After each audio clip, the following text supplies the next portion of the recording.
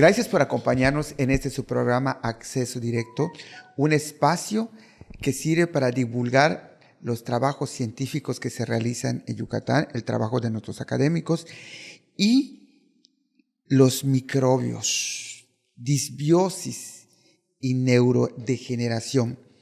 El microbioma es el conjunto de microorganismos que viven en simbiosis en el cuerpo humano, principalmente en el tubo digestivo. Cuando este equilibrio se rompe, aparece la disbiosis. Y para eso vamos a hablar con el licenciado en nutrición, Sergio Cuevas Carbonell, docente de la UADY y estudiante de la maestría en el Laboratorio de Neurociencias, aquí en el Hideo Noguchi, en Mérida, Yucatán. Empecemos ahora sí por el principio. ¿Qué es la microbiota, doctor? Muy bien. La microbiota es el conjunto de microorganismos que viven en nuestro cuerpo. Están en distintos lugares, ¿sí? Y son muy variados, cumplen una función de las que seguro hablaremos más adelante. Pero en sí, nuestro organismo está cubierto, tanto por fuera y también, valga la redundancia, por dentro, ¿verdad?, de todos estos microorganismos. ¿Cuáles son las funciones de la microbiota? Bien, la microbiota cumple distintas funciones dependiendo en dónde se encuentren. La gran mayoría está en nuestro intestino y las funciones... Habla de millones, ¿verdad? Millones. De hecho, es 100 trillones de células las que se estima que hay. ¿100 trillones? Sí, de las cuales aproximadamente el 95% están en el intestino. Así que imagínense, tenemos microbiota en la boca, en el estómago, pero la mayor cantidad está en el intestino. ¿Qué función hace la microbiota? En el intestino, bueno, sí, tiene diversas, ¿no? Muchas que todavía no conocemos de seguro, pero una de las principales es producir sustancias químicas que pueden tener un efecto en nuestro cuerpo. Algunas vitaminas, por ejemplo, como la vitamina K, ¿sí?, pueden producir algunos metabolitos bioactivos. Ácidos grasos de cadena corta son de los más estudiados, ¿sí? Esas grasas de cadena cortas, ¿en qué nos ayudan? Bien, se ha visto que tienen múltiples funciones, tanto a nivel energético, es decir, les ayuda, les funciona de energía a nuestros intestinos, como también pueden tener una función en la regulación de algunos procesos metabólicos. Entre ellos se le ha relacionado con la neuroinflamación. ¿Y la vitamina K que usted nos hablaba? Bien, la vitamina K es importantísima para la coagulación. Una persona con deficiencia de vitamina K no puede coagular apropiadamente. Mira la importancia. Hablábamos de disbiosis e inflamación intestinal. ¿La disbiosis puede incrementar por inflamación? Háblenos un poquito de esto. Claro, bueno, primero hay que identificar a la microbiota como un órgano más, ¿sí? Muchos autores lo proponen como el órgano perdido. La microbiota en sí, por sus funciones, ¿sí?, es sumamente importante. Ejemplo de lo que comentábamos, produce neurotransmisores, ¿verdad? No solo ayuda o regula la inflamación. ¿Hay electricidad en neurotransmisores? No. Los neurotransmisores son sustancias que se unen a los receptores, por ejemplo, de las neuronas, y estas llevan a cabo o transmiten un mensaje, un potencial de acción. Entonces, ¿qué es lo que ocurre? Esta microbiota produce microbiota sana. Hay que considerar que como órgano puede estar en dos estados. Puede estar sana o puede estar enferma. La disbiosis podríamos definirla como una microbiota enferma. Hay muchos tecnicismos involucrados, pero la mayoría, el consenso nos dice que una disbiosis es un desbalance o una pérdida de la diversidad de estos microorganismos. Habíamos mencionado que tiene cerca de 100 trillones de células. No solo importa el número, el tipo también, porque hay más de 10,000 especies y muchas más que se siguen descubriendo, ¿verdad? ¿Cuál es el detalle en este balance, digamos? Como en todo, hay microorganismos buenos, hay microorganismos malos. Cuando prolifera más la actividad de estos microorganismos, voy a poner entre paréntesis malos, ¿verdad? Claro. Ocurre una disbiosis. ¿Qué pasa a nivel intestinal? Nuestro intestino es una puerta de entrada al interior de nuestro cuerpo. Todo lo que comemos pasa por el intestino y lo absorbemos y va a nuestra sangre. Evidentemente, la mayor parte de las defensas del cuerpo se encuentran en el intestino, ¿sí? Esto es para protegernos de las enfermedades. ¿Qué pasa cuando hay una disbiosis?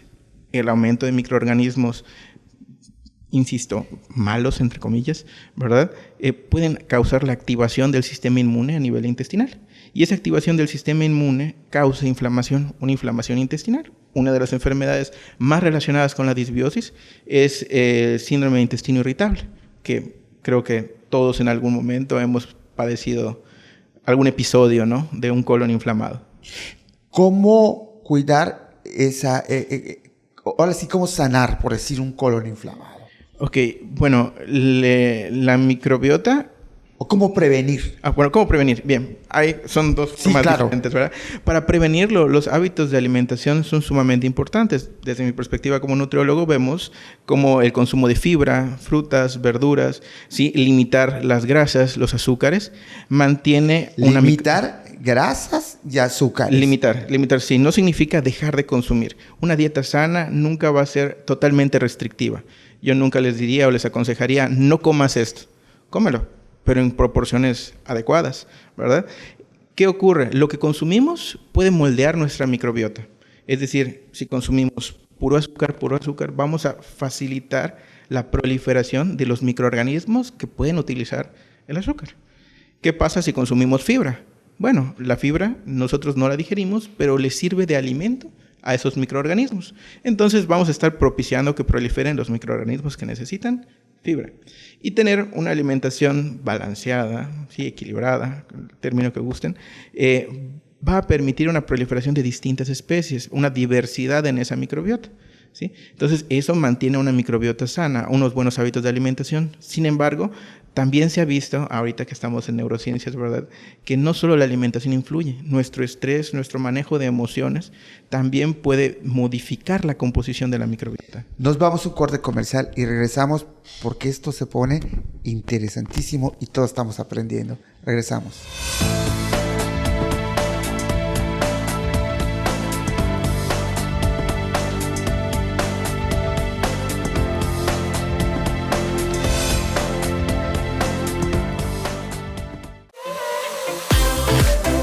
Conoce las maravillas que presenta la península de Yucatán para divertirse y vacacionar en Getaway por Teleplay. Viejos amigos en una nueva señal.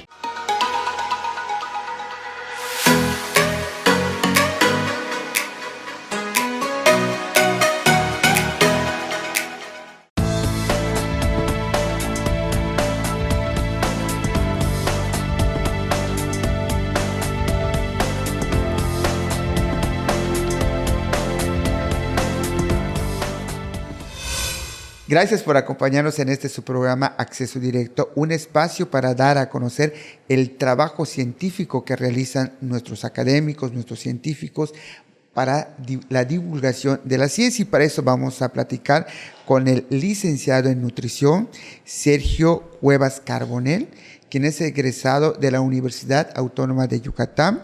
Es docente aquí en la UADY, es estudiante en maestría y está en el laboratorio de neurociencias del Centro Regional Hideo Noguchi. Nos estaba usted platicando, licenciado, acerca de cómo la depresión pues puede fomentar una disbiosis. ¿Nos recuerda qué es la disbiosis y cómo afecta esto a nuestro organismo? La disbiosis está clásicamente definida como una pérdida en la diversidad de microorganismos que residen en nuestro intestino, ¿sí? ¿Qué es lo que ocurre? Bueno, hablando de disbiosis intestinal, ¿verdad? Porque quedamos que la microbiota puede estar en muchos lados. Entonces, de aquí en adelante, cuando hablemos de disbiosis, vamos a suponer que es en el intestino, lo que nos compete, claro, ¿sí? ¿Qué ocurre? Cuando hay un desbalance en la microbiota entre sus funciones está a producir neurotransmisores como serotonina.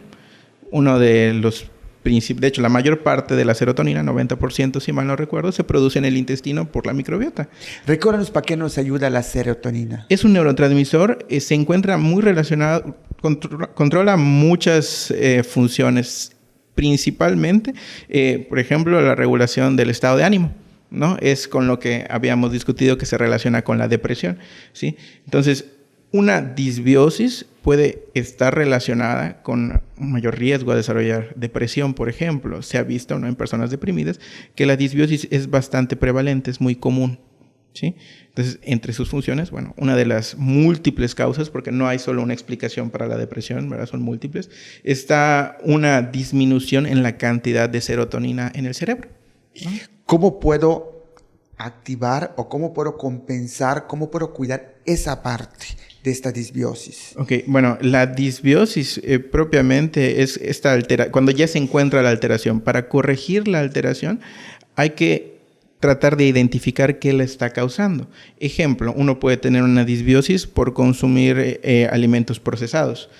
Vamos a suponer, vamos a consumir pura azúcar, helados, pizzas, alimentos procesados que tienen azúcares simples. Y esos azúcares simples van a hacer que la microbiota se modifique y proliferen ciertos microorganismos que no son tan benéficos, vamos a decirlo de alguna manera, ¿sí? Entonces, ¿qué debemos de hacer? Identificar. Ejemplo, puede ser que una persona está sometida a demasiado estrés. Ese mismo estrés puede causar una disbiosis. O sea, cuando estás nervioso, cuando estás más en el trabajo, cuando estás mal en la familia, cuando estás de problema en problema.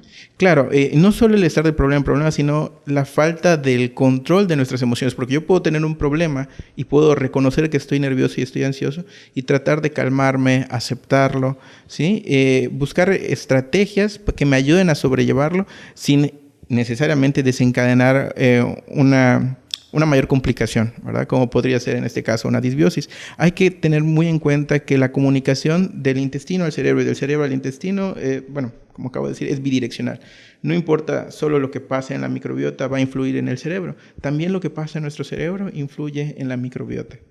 O sea, el tener problemas, mucha gente cuando tiene problemas emocionales, vienen las diarreas. Es un ejemplo, claro. Síndrome de colon irritable, ¿no? ¿Qué es lo que ocurre?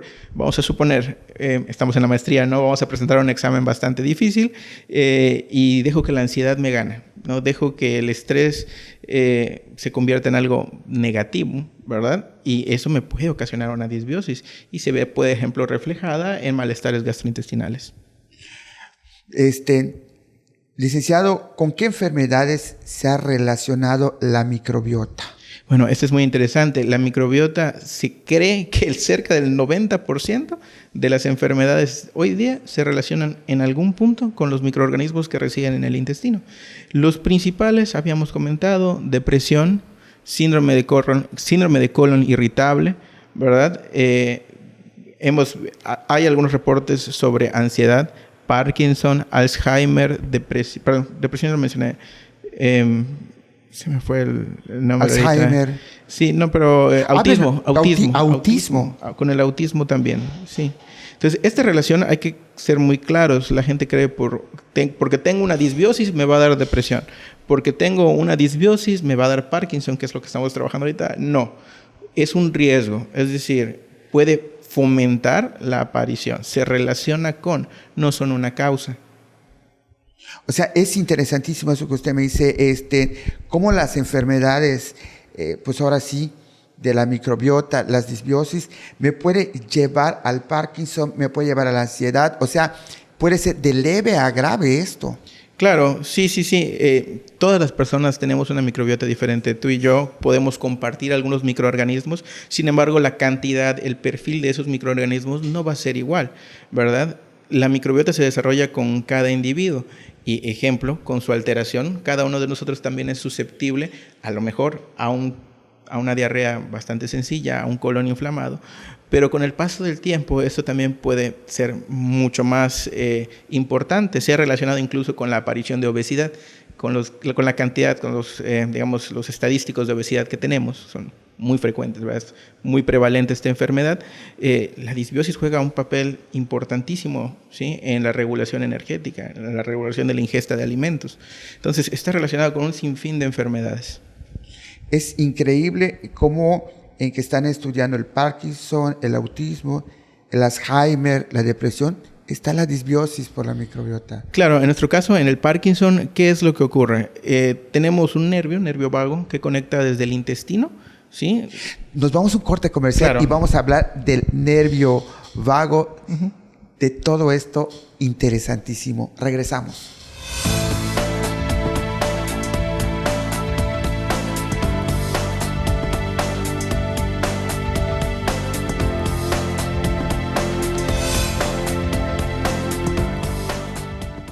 Descubre qué hay detrás de los personajes que están cambiando la historia de la península, en una entrevista con alguien que los conoce a fondo. La entrevista con Luis Alberto Rivas.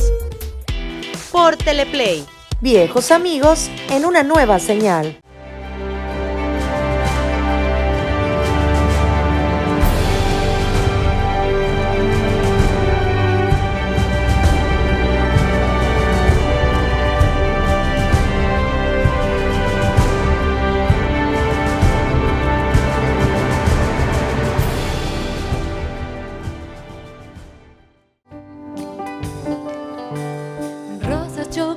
Es una noche de pasión, una bicicleta, de Playboy, una pluma fuente, un bolso decente, unos zapatitos de charol.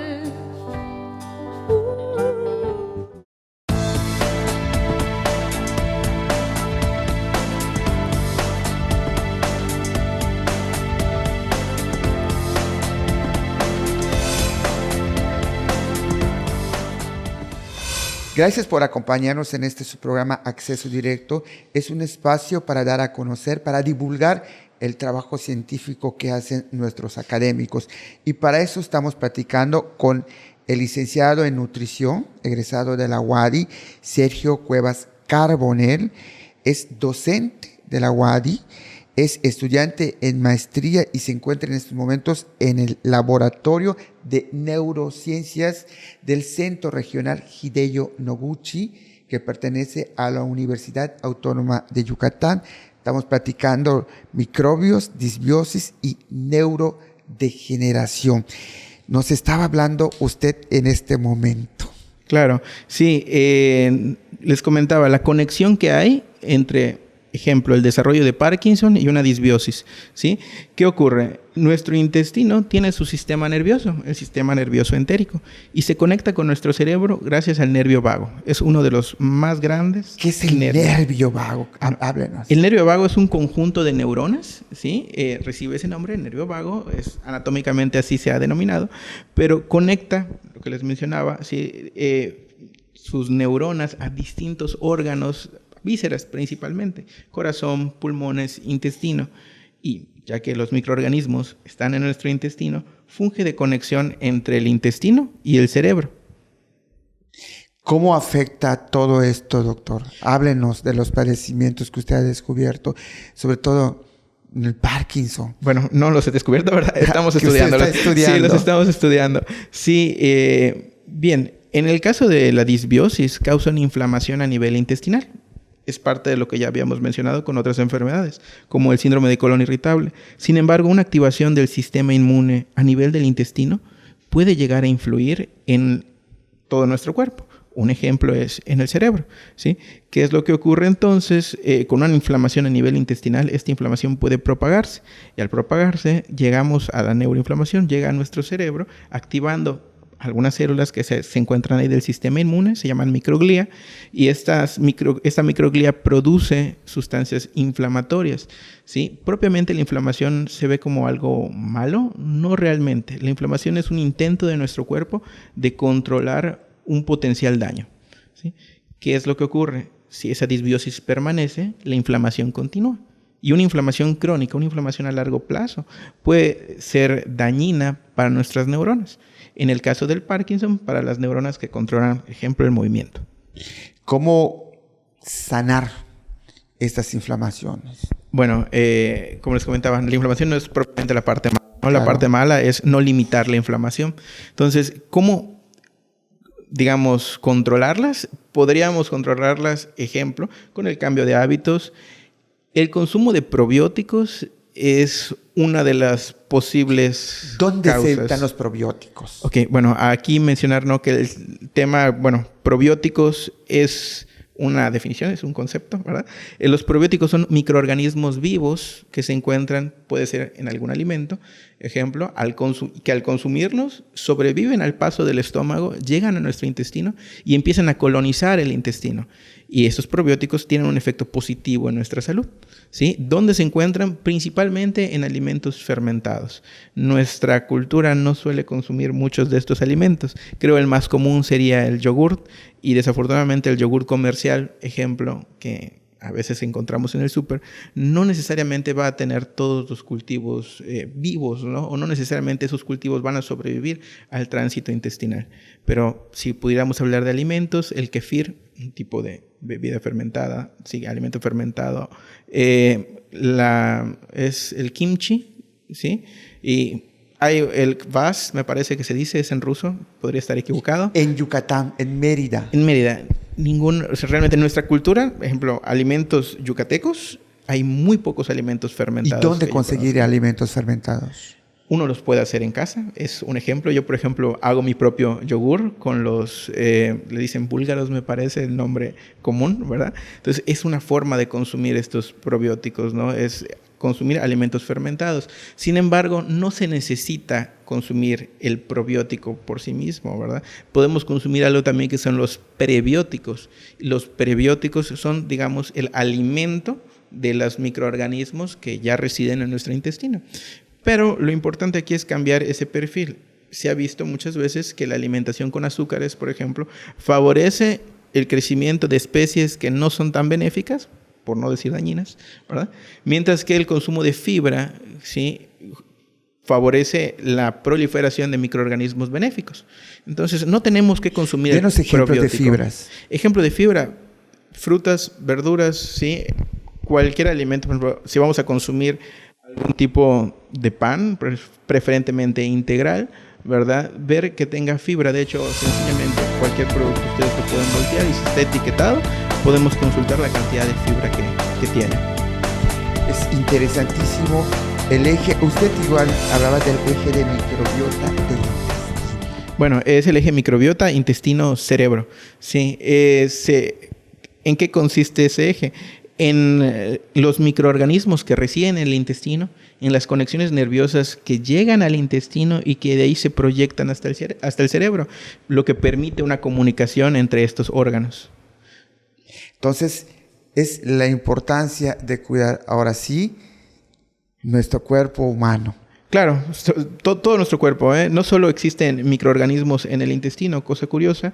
Mi director presentó en la Semana del Cerebro que también la microbiota oral sí es muy determinante en algunas enfermedades. Se ha visto que la gingivitis crónica, ¿sí?, puede estar relacionada con el desarrollo de Alzheimer, ¿no? Entonces, desde mi perspectiva como nutriólogo, les he hablado de lo que tenemos en el intestino, ¿no? Pero todo lo que hay en el cuerpo también puede determinar nuestra salud. Gracias por regalarnos sus conocimientos y gracias por acompañarnos a su programa. Gracias.